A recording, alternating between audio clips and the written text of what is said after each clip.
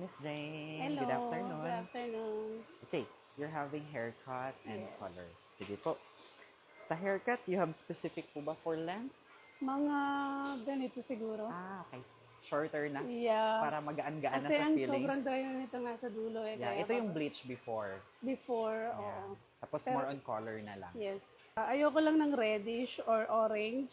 Okay. Parang more like ash. Ashy. Ashy. Okay lang mag-bleach? Okay lang, oo. Yeah. So magbe-bleach tayo, more on ashy tayo. Yeah. Na medyo slight na parang medyo gray ng konti, gano'n. Pwede. Ash is gray. Okay. Grayish. Tapos yung alternate niya brown. Ayun. Pero sa picture kasi, 90% ng hair niya is bleach. Okay. So towards to blonde. So alternate tayo like 50% highlights, 50% brown. Okay. Yeah, para pag nag-fade siya, hindi siya ganun ka-blonde. Okay. Tsaka less damaging lang siya sa hair. Sige. Okay? Yeah. Closer doon ha.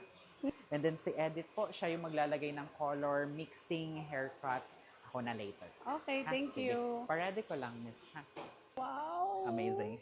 Amazing. I love it. Thank you. I love the color. I love the texture. Yeah.